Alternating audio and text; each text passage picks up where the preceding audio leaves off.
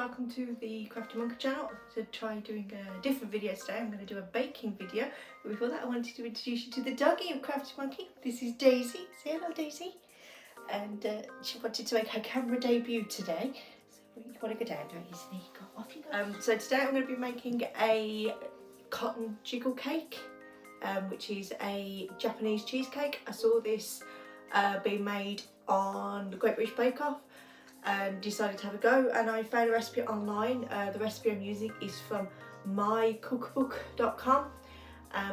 I'm doubling up the recipe because I'm making two cakes today, one for myself and one for a friend. I hope you enjoy. Okay, so I've got my baking apron on, wash my hands after handling Daisy. So these are the ingredients you're going to need for the cake.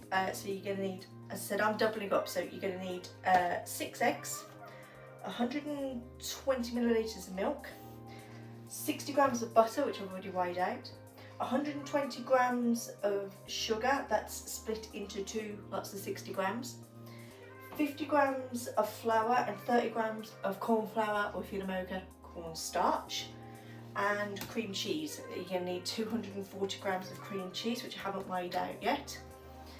So, and I'm going to be cooking down here. Okay, so first thing you need to do is preheat your oven to 200 degrees, and then the next step is you've got to separate the eggs. So you've got to separate 6 eggs. So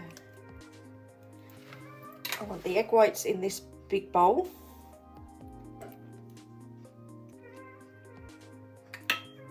And then the yolk separately in there.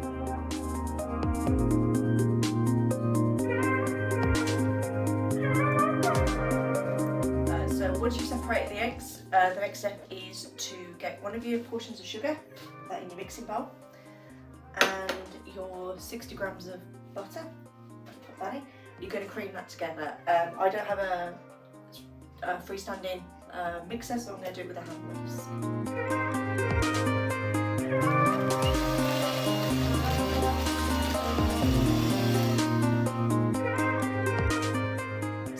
Need to mix it together till it's combined, and then you add in the cream cheese. I'm going to weigh the cream cheese in this bowl. So you need 240 grams of cream cheese. I think full fat probably does work best for this rather than the light cream cheese.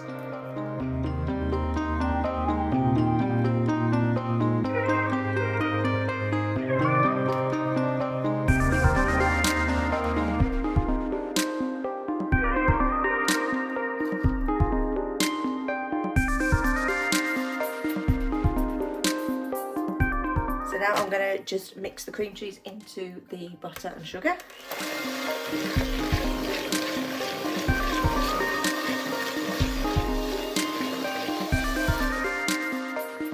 Okay, the next step is to add your egg yolks into this mixture one time. One of my yolks has split, but that should be fine.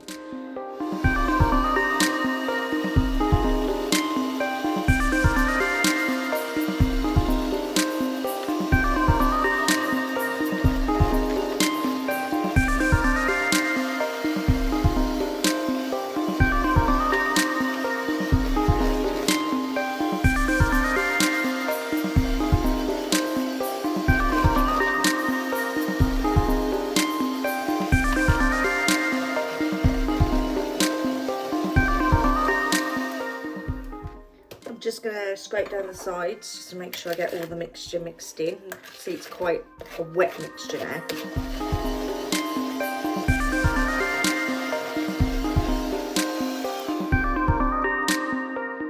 This part isn't actually in the original recipe, but I'm going to add sort of like a capful of vanilla extract.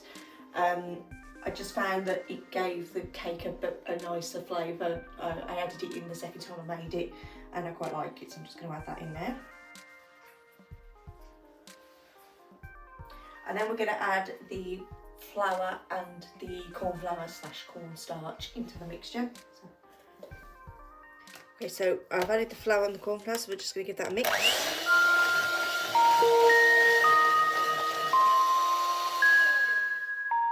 So the final step with this batter, before you move on to whisking up the egg whites is you add in the milk a little bit at a time while you're whisking. And then you keep whisking it until it's smooth.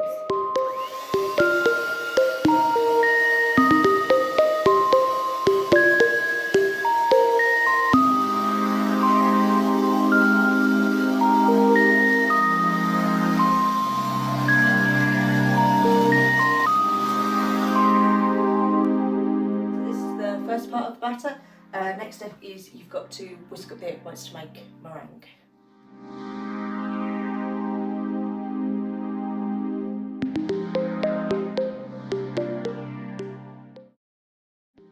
Okay, so I've cleaned my whisk, and the next job is to beat the egg whites into stiff peaks. You're also going to need the other 60 grams of sugar that you portioned off, and you start to gradually add that in as it starts to mix together.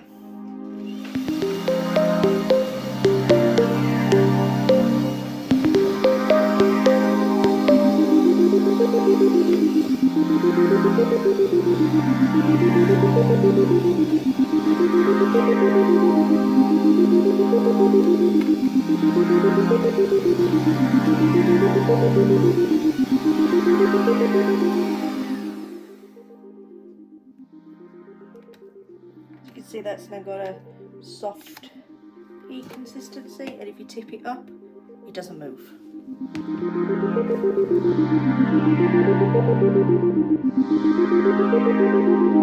So I've greased and lined these are loaf tins. You need solid bottom tins for this because the cake is going to be placed in a water bath. You can use springform tins, and you need to wrap the bottom with tin foil to make them watertight. These are the only solid bottom tins I have. I've made it in these tins before and it's turned out fine. And the recipe I'm following uses a round tin, but these should be fine. Okay, so one more step before you put the mixture into the prepared tins. You need to mix the egg whites into the batter, or the batter into the egg whites. I'm going to do it egg whites into batter because this is the bigger bowl. So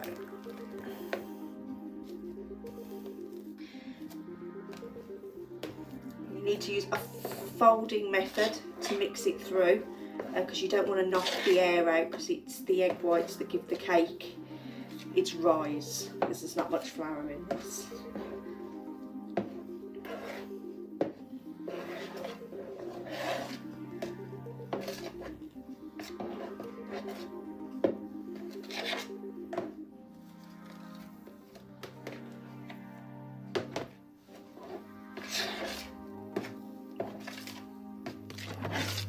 Okay, so that's all of the egg whites incorporated into the mixture. So it does take a while because you want to do it slowly so you don't knock any of the air out. So I put my oven on to preheat, and I've just boiled the kettle. So now I'm going to pour this mixture across these two prepared tins. Trying to fill them roughly 2/3 of the way full, as much as I can.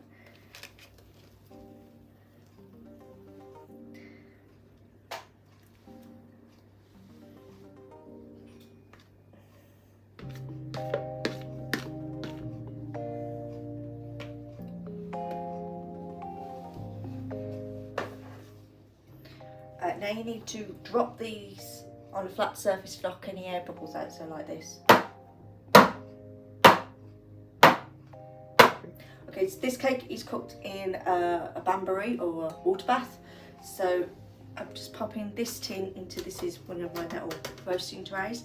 And then I'm going to pop this into the oven and then put the water in, because that's a lot easier than trying to put the water in and then put it in the oven.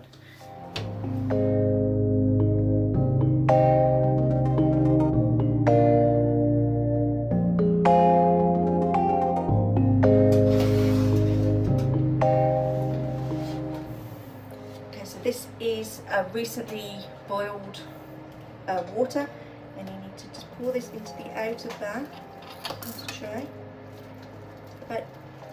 It comes about quarter to halfway up the side, and then pop that back into the oven. Okay, so you need to cook this for 15 minutes at 200 degrees.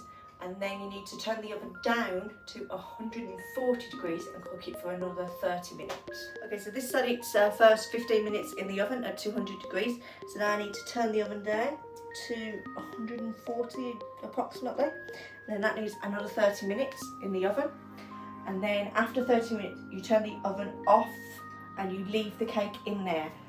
Don't open the door because it will sink, you just need to leave it in there for another 30 minutes.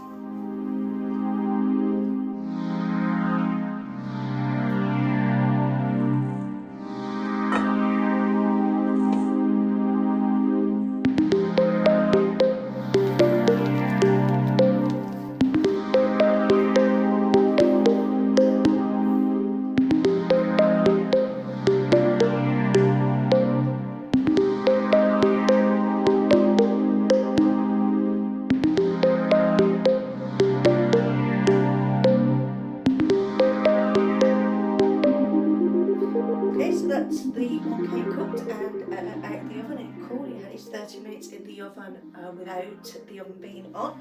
It's turned out lovely, and it's very jiggly, and I think Daisy wants a slice, but it's not for doggies. So I hope you enjoyed this video. Please like and subscribe, and I'll see you next time. Bye. Say